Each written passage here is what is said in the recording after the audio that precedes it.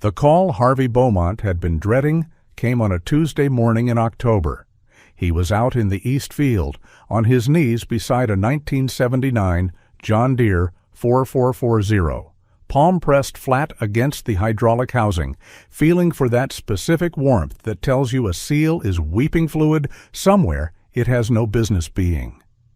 The grass beneath the tractor was stained dark, had been for 3 days. Carol waved from the porch, both arms. The kind of wave that means it's not optional.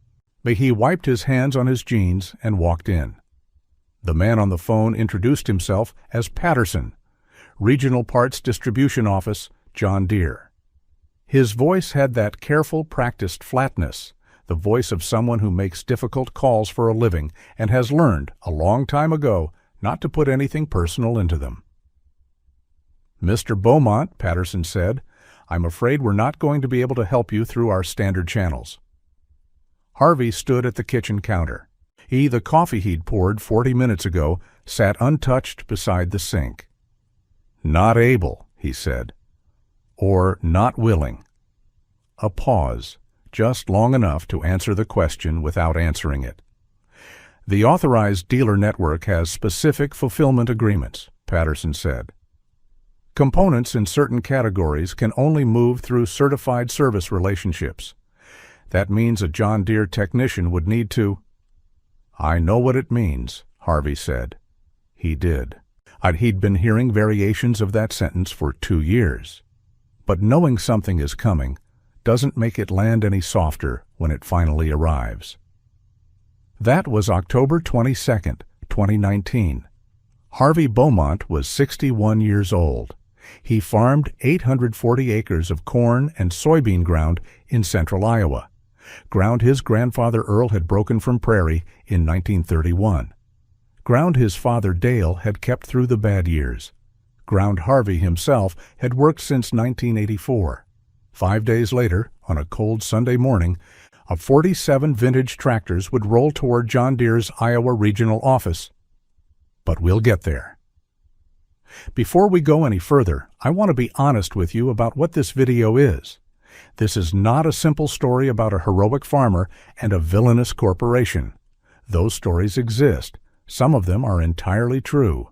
But reality is almost always more complicated and more interesting than that framing allows. What I want to talk about is a system, how it developed, what it costs, and what happens when ordinary people decide, quietly and without drama, that they've had enough of it. The Harvey Beaumont story is documented through local Iowa news coverage, agricultural trade publications, social media records from farming community groups, and Harvey's own public statements from late 2019. Where I've filled in texture, the weight of a conversation, the specific feel of a moment, I'll tell you. Where the record is clear, I'll be precise.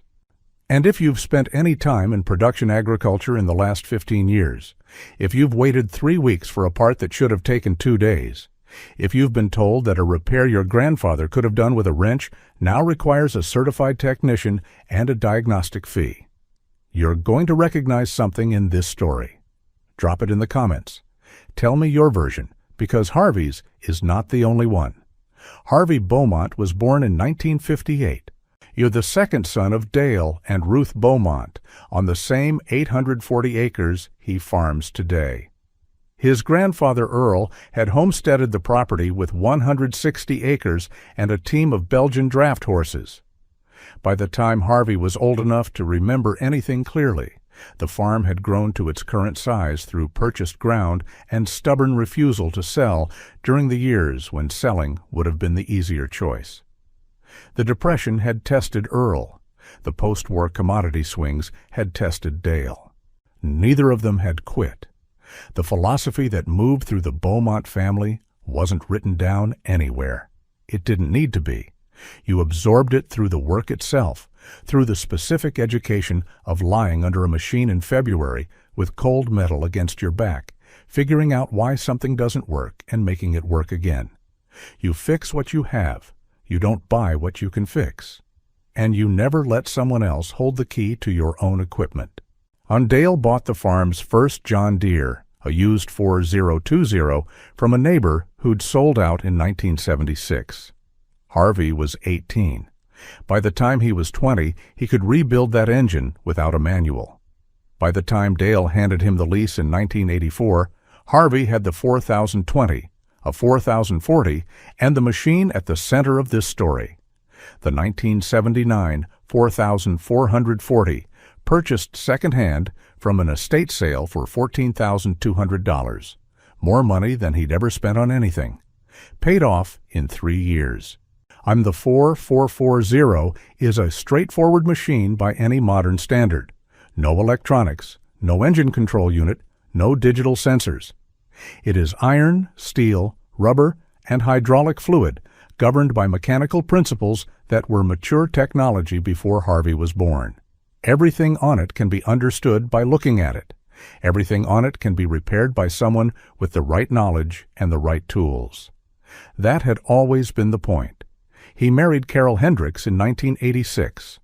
They raised 2 kids on the farm, Marcus, who now runs his own operation in Minnesota, and Lee, a veterinarian in Ames. The farm made a living. Not a luxurious one, not by any standard people outside agriculture would recognize as comfortable, but a real one, enough to keep the land, keep the equipment running, and leave something worth inheriting. By October 2019, the 4440 had accumulated somewhere north of 13,000 hours. For context, a passenger car driven 200,000 miles has worked hard. A tractor with 13,000 hours has worked in a categorically different dimension, pulling against heavy ground, running in dust and mud and temperature extremes, doing the kind of labor that shows you what a machine is actually made of. That it still ran was a tribute to something. Harvey's maintenance, Earl's philosophy, the original engineering, probably all three. The problem in October 2019 was a worn seal in the hydraulic pump, a physical component, rubber and composite material, and subject to normal wear after 4 decades of use. Harvey had replaced the equivalent part twice before, once in 1991, once in 2009. Both times he'd sourced an aftermarket compatible kit, done the work himself in an afternoon, and moved on. The kit in 2009 had cost him $54, not software, not a locked diagnostic port, not a proprietary algorithm, a worn rubber seal. Here's where the system enters the story.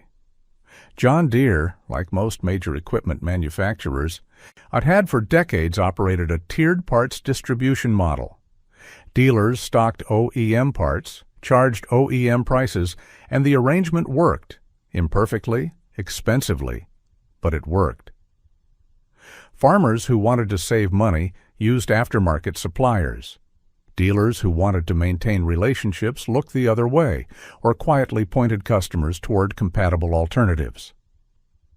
That arrangement began to change around 2015, facing margin pressure and increasing competition from independent repair operations. John Deere began tightening its dealer network agreements. The specific mechanism varied by component category, but the effect was consistent. Dealers who sold or facilitated the purchase of non-approved parts risked penalties under their franchise agreements. In some categories, dealers were required to document that repairs had been completed by certified technicians using approved components. The right to repair movement, which had been building in agricultural policy circles since at least 2013, understood exactly what was happening. This wasn't about quality control. It was about market capture. If you could make it practically difficult for a farmer to source his own parts and do his own repairs, you could route every service dollar through the dealer network where margins were controlled and labor rates were set by the manufacturer. For modern equipment, tractors with engine control units, precision agriculture software, GPS guidance systems, the leverage was real.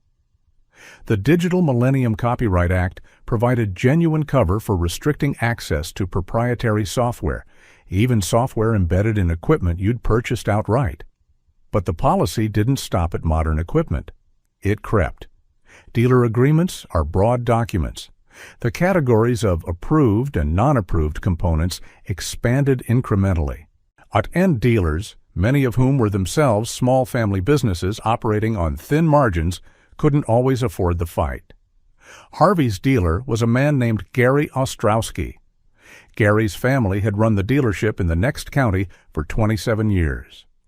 Harvey and Gary had known each other since they were both in 4-H. Gary had sold Harvey 3 pieces of equipment and serviced a dozen more. Gary called Harvey the day before Patterson did. "Harv," he said, "I need to tell you something before you call Moline. The seal kit you need, I have a compatible aftermarket version in stock, $48. I can have it to you tomorrow morning." "Okay," Harvey said. "I can't sell it to you." Silence. The new agreement flagged hydraulic system components on pre-1985 machines as requiring OEM documentation for resale, Gary said. He sounded like a man reading from a document he was ashamed of. "If I sell you that kit without going through the service process, I'm in violation. They've been auditing dealer records." "Gary." "I know. It's a seal kit." "I know, Harv. I'm sorry." That was the conversation that led to the call to Moline. That was the conversation that led to Patterson. What Patterson told Harvey in careful policy-compliant language was this: the hydraulic pump seal kit for the 4440 series was now categorized under John Deere's Dealer Service Fulfillment Protocol. To obtain the part, Harvey would need to schedule a certified technician visit. The technician would diagnose the system, confirm the required components, and order through official channels. Estimated timeline, 2 to 3 weeks. Estimated cost for the service visit and parts depending on what the technician found, between $1,900 and $3,200. Harvey had already diagnosed the problem. The seal was worn. He'd confirmed it visually. He had done this exact repair before, and he needed 1 part and 4 hours. The OEM seal kit, ordered through official channels, was listed at $310. The aftermarket compatible kit, the one sitting on Gary Ostrowski's shelf 40 miles away, was $48. And the window for fall harvest? Wet September. Compressed schedule. Ground that had been soft for 3 weeks and was finally firming up. 15 days. Maybe less if the forecast shifted. Harvey thanked Patterson. He did not call back by end of week as Patterson suggested. He had a different idea. The first call was to Roy Eckhart. Roy farmed 580 acres about 30 miles south, but more relevantly, Roy was the kind of man who knew everyone in a 4-county radius and had opinions about everything, which he shared with the energy of someone who considers silence a personal failure. He'd been County Farm Bureau president for 6 years. For the past decade, the most vocal local voice on right-to-repair issues, attending meetings, writing letters, showing up at legislative forums with a folder of documented cases. He also owned a 1952 John Deere Model R in show condition, which he drove in the county parade every summer and maintained with a devotion that bordered on spiritual. Harvey explained the situation. Roy went genuinely, unusually quiet for about 4 seconds. "How many days before that field's a loss?" he asked. 15, maybe 12 if the rain comes back." "I'll make some calls." The second call was to Diane Tollefson, who administered an online community called the Midwest Iron Collective, originally a vintage tractor restoration group, evolved over the years into something more like a mutual aid network for farmers navigating the increasingly complicated landscape of equipment ownership. About 3,800 members. Most were hobbyists and collectors. Several hundred were working farmers. Harvey explained the situation again. "When do you need people?" Diane asked. Harvey hadn't planned the answer that came out. It arrived fully formed, like he'd already decided, without knowing it. 5 days, he said. "Sunday morning. I'll post tonight." What happened in those 5 days doesn't fit neatly into the category of organized activism. Harvey was not an activist. He had no idea what he was doing. He was a farmer who was angry in a specific, focused way. He had made 2 phone calls, and now other people were moving. Roy called back Wednesday. 12 tractors committed, probably more by Saturday. On Diane message Thursday, 23 confirmed. People are asking about logistics.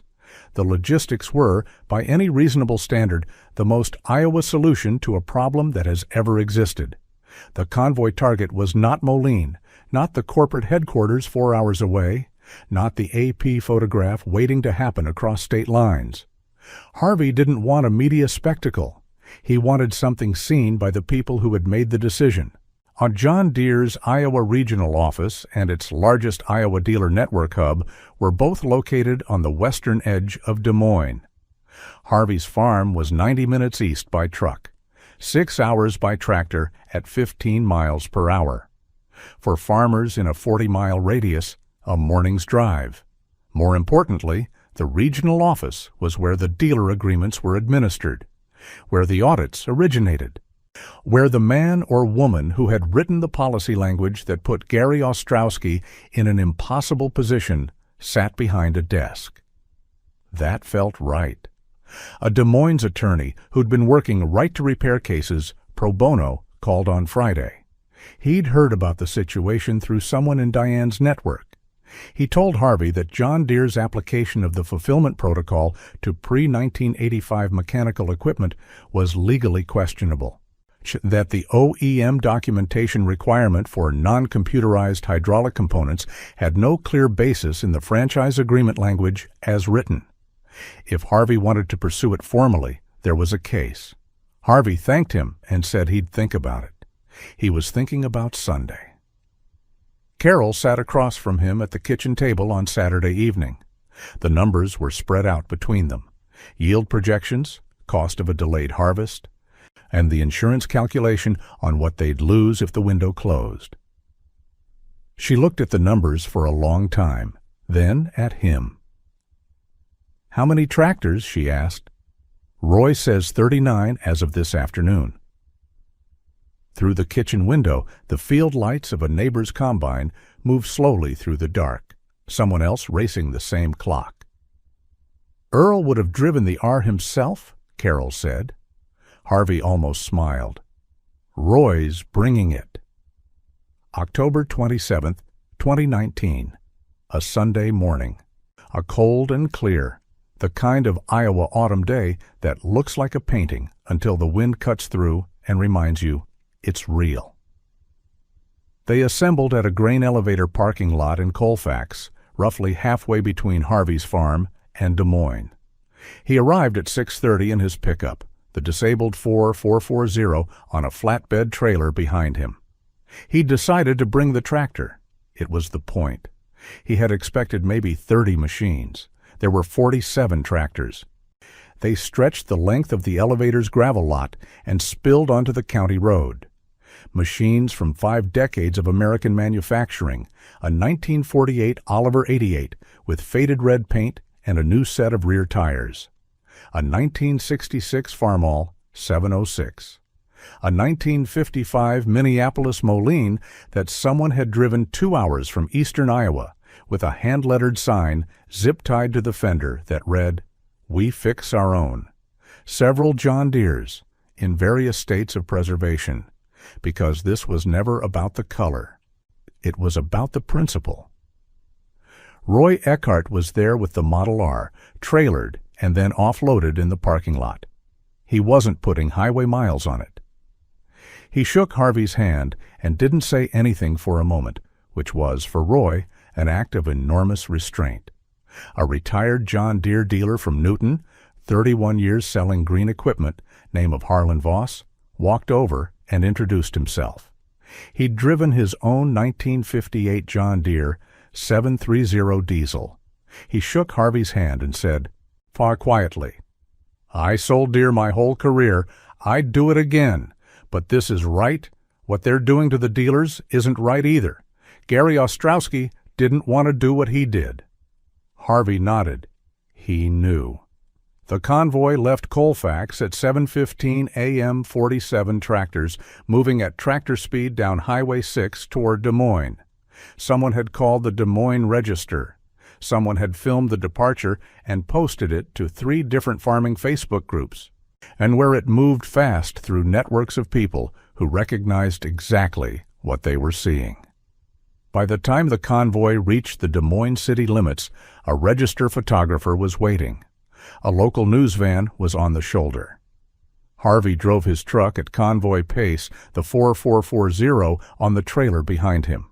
6 hours of sleep, 3 cups of coffee, and something that wasn't quite nervousness, more like the particular clarity that comes when you've made a decision and you're already in the middle of it, and there's nothing left to decide.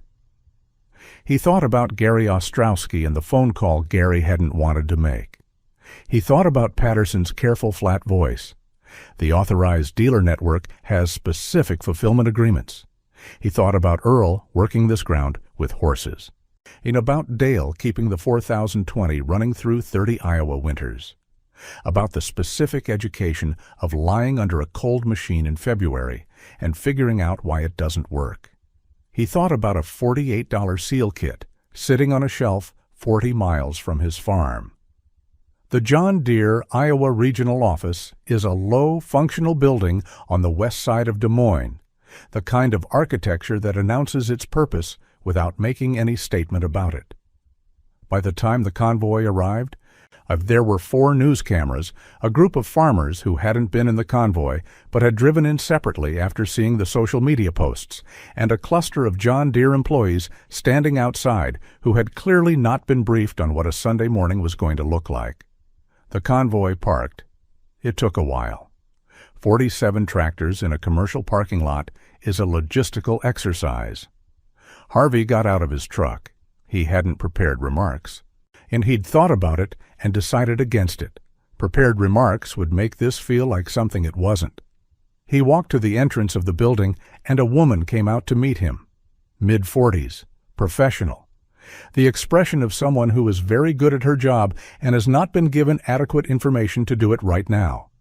She introduced herself. He's never named her publicly, and neither will I. He told her what he needed, a hydraulic pump seal kit for a 1979 John Deere 4440. He was a 35-year John Deere customer. He had a harvest window that was closing. He could do the repair himself in 4 hours. He needed someone to sell him the part. The cameras were rolling. He was aware of that. He tried to speak the same way he would have spoken to Patterson, direct, specific, without theater. She took notes. She would need to make some calls. She asked him to wait. He waited. Most of the tractor drivers waited with him. I'm standing in a parking lot in Des Moines on a Sunday morning in October because they recognized something in Harvey's situation that was also their situation, or their father's situation, or something they could see coming for their own operations if the trajectory didn't change. Nobody made speeches. After about 40 minutes, the woman came back out and told Harvey that she had reached the regional parts manager, that the situation was being reviewed, and that he would receive a direct call by Tuesday morning. Harvey thanked her. He drove home. The 4440 rode on the trailer the whole way. Still broken. Still waiting. The call came Monday afternoon, not Tuesday. Monday, about 28 hours after the convoy.